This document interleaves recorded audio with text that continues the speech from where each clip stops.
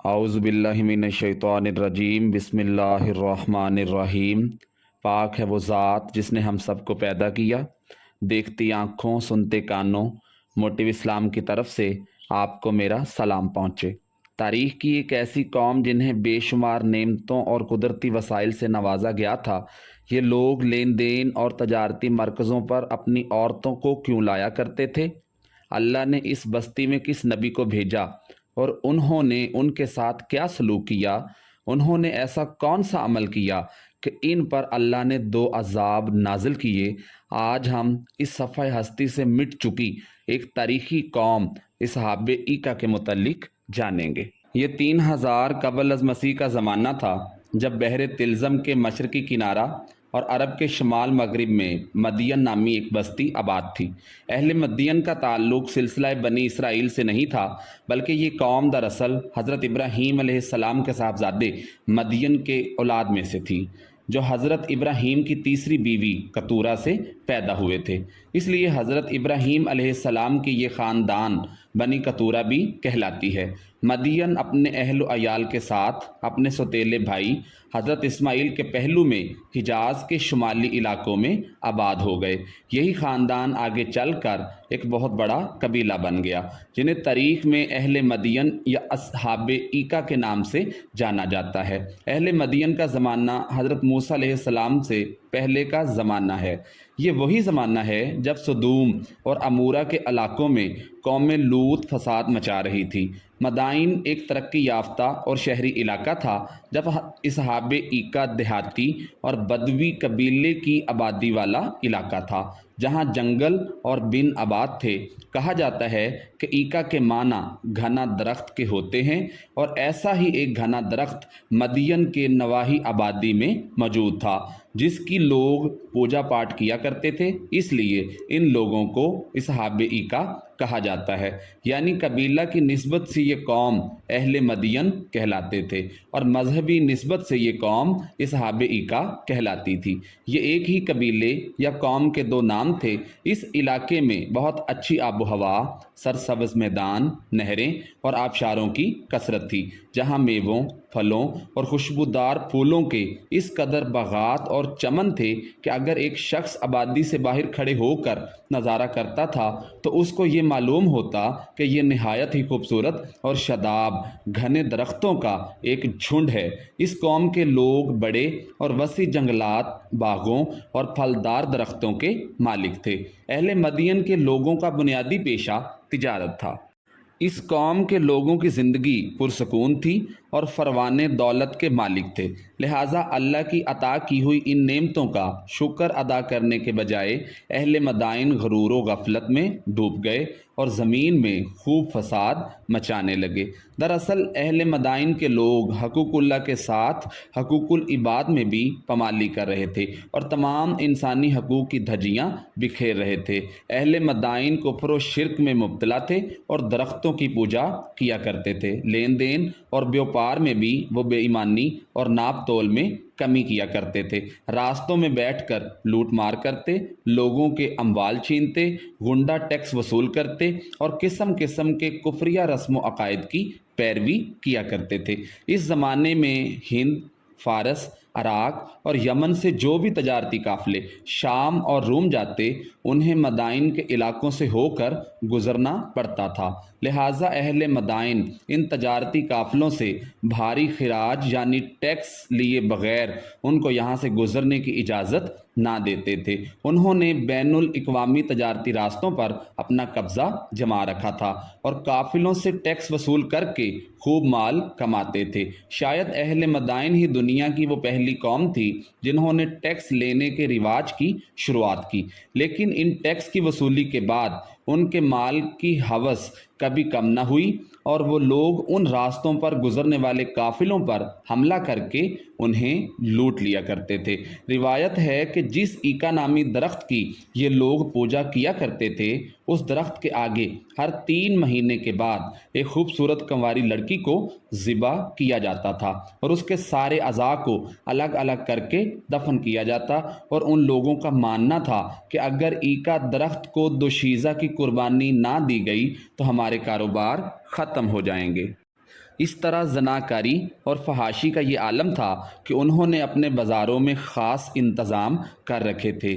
یہ لوگ اپنی بہنوں اور بیویوں کو اپنے کاروباری مرکزوں پر اڑیاں لباس میں بٹھا دیا کرتے، اور جب کوئی تاجر آتا تو وہ شہوت کے ہاتھوں مجبور ہو کر ان لڑکیوں میں مصروف ہو جاتا، جس سے وہ ناپ تول میں خوب کمی کرتے اور اکثر چیزیں ہی بدل ڈالتے تھے۔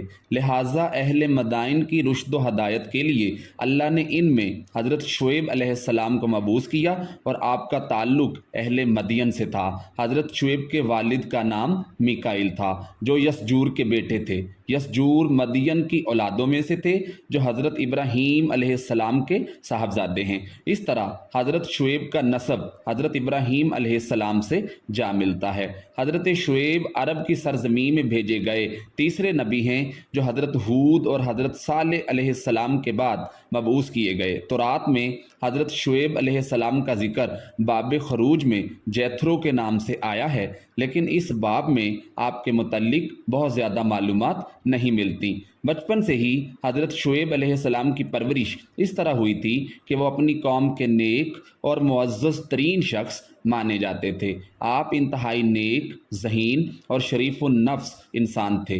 نبوت کے عہدے پر فائز ہونے کے بعد حضرت شعیب نے دعوت و تبلیغ کا آغاز کیا اور اہل مدین کو خطاب کرتے ہوئے فرمایا، اے میری قوم، اللہ کی عبادت کرو کہ اس کے علاوہ تمہارا کوئی خدا نہیں، اور خبردار ناپ تول میں کمی نہ کرنا، اور میں تمہارے بارے میں اس دن کے عذاب سے ڈرتا ہوں جو سب کو احاطہ کر لے گا۔ میں تمہارے لیے ایک امانت دار پیغمبر ہوں، لہٰذا اللہ سے ڈرو اور میری اطاعت کرو۔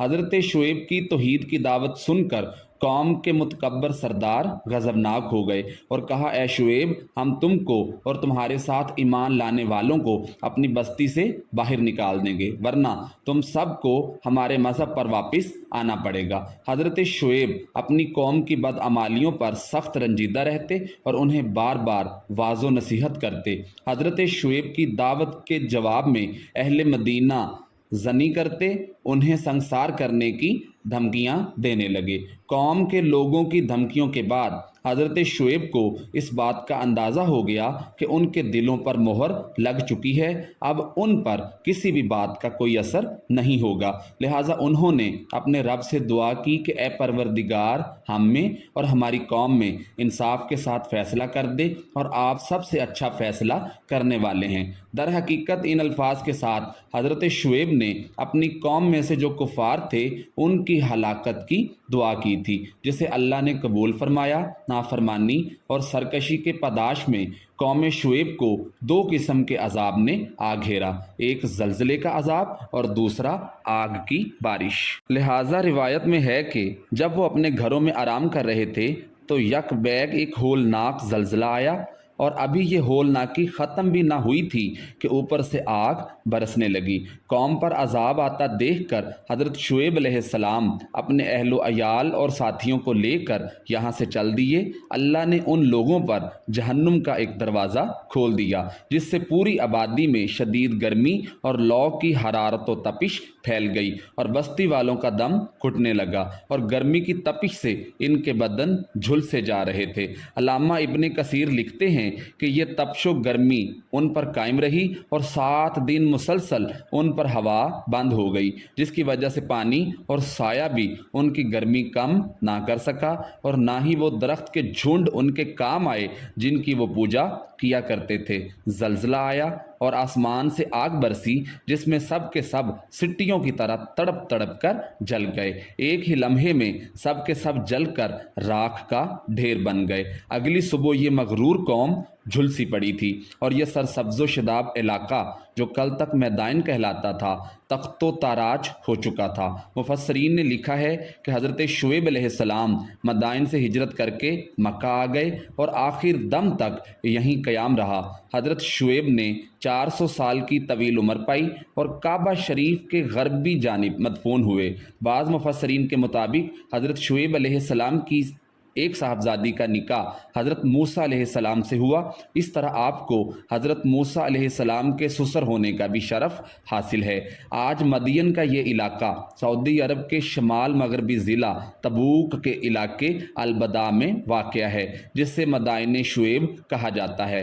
مغرب میں سب سے پہلے برطانوی سیاح روپیل نے سال 1850 میں مدائن شعیب کا سفر کیا تھا۔ اس طرح مشہور مورخ حمد الجعفر اور یعقوبی نے بھی اپنی تصنیف میں مدائن شعیب کا تذکرہ کیا ہے۔ ان تحریروں کے مطابق یہ علاقہ 2000 سال قبل مسیح تک آباد تھا۔ مدائن شعیب میں چٹان تراش کر بنایا ہوا ایک قدیم نخلستان ہے اور یہاں پہاڑوں اور چٹانوں میں بے شمار گھر اور تاریخی عبادت گاہیں تراش کر بنائی گئی تھیں۔ آج مدائن شعیب کے یہ ویران نخلستان، وادیاں اور بسیدہ کھنڈرات چیخ چیخ کر یہ گواہی دے رہی ہیں کہ حقوق العباد کی پامالی کرنے والے ظالم قوم پر جب قہر الہی نازل ہوتا ہے تو وہ صفحہ ہستی سے مٹ جاتے ہیں۔ اصحاب ایکا اور اہل مدائن کو اس روئے زمین پر نشان عبرت بنا دیا گیا، جنہوں نے سچے رسول کا انکار کیا اور شرک و کفر اور تجارتی معاملات میں کمی بیشی کر کے اللہ سے بغاوت کی۔ آج بنی نوع انسان کو صفحہ ہستی سے مٹے ہوئے ان قوموں سے سبق لینے کی ضرورت ہے۔ کیا کہیں ہم خود آج ناپ تول اور لین دین میں نا انصافی کے اس بدعمالی میں مبتلا تو نہیں؟ جبکہ آج معاشرے کا حال یہ ہے کہ عقل کے پیدا کیے ہوئے مذاہب سیکولرزم، لبرلزم، کمیونزم، سوشلزم اور کیپٹلزم کے ماننے والے اقوام جانوروں سے بھی بدتر فکر حیات کے مالک ہیں۔ پیٹ کی خواہش رکھنے والے ان عقل زادوں کو اندھا کر کے انسانی بستیوں میں خون کی ہولی کھیلنے اور ندیاں بہانے کے سوا کوئی کام نہیں چھوڑا۔ اکنامک ڈیولپمنٹ اور پرافٹ کی حلف کے نام پر آج کے ملٹی نیشنل کمپنیز کے پیدا کیے گئے لوگ وحشی درندگی اور دہشت گردی میں بھیڑیوں، شیر، چیتوں اور جنگل میں بسنے والے خونی درندوں کو بھی پیچھے چھوڑ دیا ہے، جنہیں نہ تو حلال و حرام کی تمیز ہوتی ہے اور نہ ہی ناپ تول اور لین دین میں انصاف کی پرواہ۔ لہٰذا انسانیت کے لیے اس میں فلاح اور بھلائی ہے کہ وہ اسلام کی دی گئی تجارتی اصولوں اور صاف ستھرے معاملات کو اختیار کریں اور آخری نبی حضرت محمد صلی اللہ علیہ وآلہ وسلم کی مثالی شخصیت کو اپنائیں۔ امید ہے کہ آپ کو یہ ویڈیو پسند آئی ہوگی۔ ہمارے چینل کو لائک اور سبسکرائب کریں تاکہ مزید اچھی ویڈیوز آپ تک پہنچ سکیں۔ سانسوں نے وفا کی، تو ملیں گے ایک نئی ویڈیو کے ساتھ، تب تک کے لیے اللہ حافظ۔